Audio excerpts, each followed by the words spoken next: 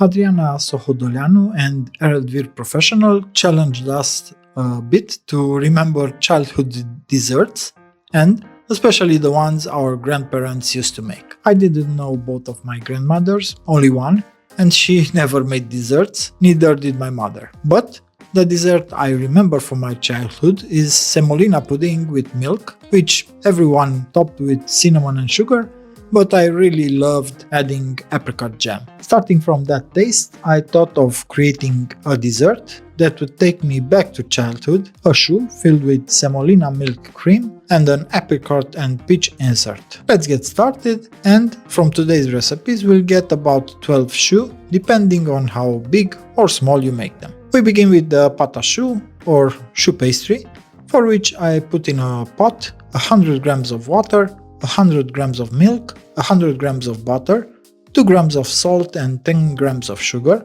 and bring it to the heat to melt and bring it to a boil. What you need to be careful about here is that the liquid in the pot should not start boiling before the butter is melted. So start heating on lower power, and only after the butter is melted, increase the heat to bring everything to a boil. When it starts boiling, just the first boil, we stop the heat, remove the pot and add 133 grams of flour all at once and mix very well so there's no dry substance in the mixture. Put the pot back on the heat and stir gently without touching the bottom until a film forms across the entire base of the pot. We don't want to incorporate that film into our dough because cracks will appear where a bit of that film is integrated.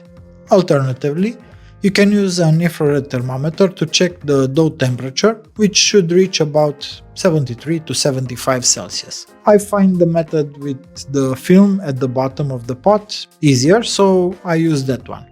I put the hot dough in the bowl of a stand mixer and mixed on very low speed with the paddle attachment until it cooled down to about 40 Celsius. Then I added 200 grams of egg that I had lightly beaten. Slowly, I kept mixing at low speed with the paddle. Make sure the eggs are at room temperature, not too cold. The amount of egg you'll need can be slightly more or slightly less than 200 grams depending on the quality of the eggs, how much liquid they have in them, how much liquid evaporated when we made the dough, the humidity in the room, and so on. What matters is the final texture. When you lift the paddle out of the dough, it should form a V shape that slowly drips down from the paddle. If it is too stiff and the V breaks off quickly, you need to add more egg. If it's too soft, clearly you've added too much egg and there's not much you can do to fix it. Let's hope you don't add too much egg. In another bowl, cover the dough with plastic wrap and let it rest either at room temperature, I prefer the fridge, for at least 2 hours before using it. While the dough is chilling, we'll work on the craquelin, for which I put 60 grams of soft butter and 80 grams of sugar in the mixer bowl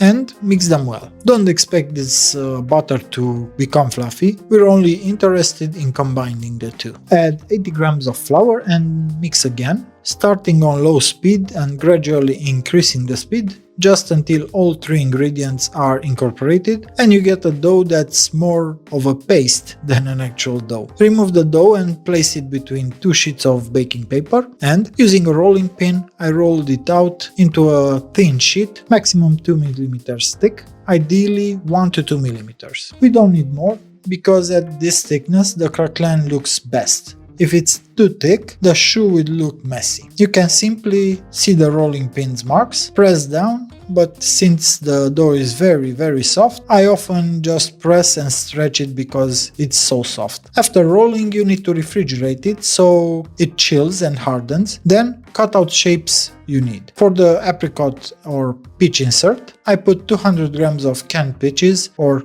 canned apricots or even fruit puree in a tall jug. You can also use here fresh fruits, but you'll need to peel them. I like using candied fruit because I can find it year-round and the quality is consistent. I added 10 grams of lemon juice and blended them with an immersion blender to get a puree, which I poured over 10 grams of cornstarch mixed with 20 grams of sugar. I transferred everything into a small pot and heated it until it boiled for about 2 minutes. At the end, I added 100 grams of finely chopped dried apricots for added texture. For the semolina pudding, I put in a large pot 600 grams of milk, 150 grams of sugar and a bit of vanilla extract. Bring it to the heat, and once it starts to boil, gradually add 60 grams of semolina while stirring continuously. Then let it boil for about 5 minutes. After boiling and thickening,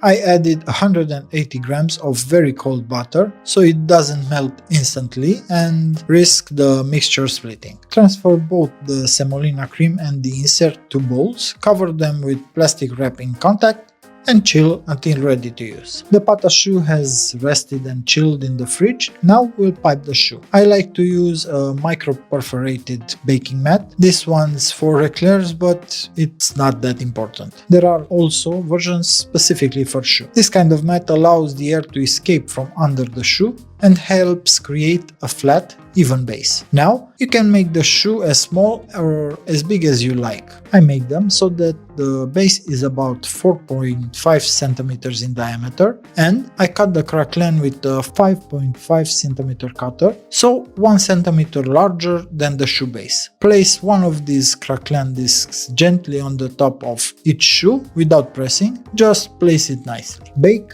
the choux at 160 Celsius with fan for about 45 minutes. They should be golden brown before you take them out of the oven. Do not open the oven door while they're baking, or they'll collapse and won't recover. Right after removing them from the oven, use a skewer to poke a hole in the center so the steam inside can escape and the shell stays nice and crisp. After they're cooled, use a more serrated tip, like the ones for eclairs but a bit smaller, to cut a small hole at the top of each choux so you can fill them. Optionally, if you want, use a skewer to remove the excess dough from inside the choux through the hole you just made. That's what I do, but I realize it's a very time-consuming step, and if you don't want to do it, feel free to skip it. We're almost done. I put the cooled semolina cream in a piping bag and the insert in another one, and now we simply fill the choux about 80% with the semolina cream, then inject the apricot insert in the center until the choux is full. The final step is to decorate, and I like to finely chop some dried apricots and place them on top over the cream that comes out of the choux. That will be the decoration. This is how our choux turned out. They remind me of childhood because that was my favorite dessert back then, but I'm curious to know what your favorite childhood dessert was, or what treats your grandparents used to make for you. I hope you'll leave me a comment to share your memories with us. Thanks for watching, see you next time, bye bye. For more recipes like this, don't forget to like, subscribe to my channel and follow me on Instagram for lots of useful tips.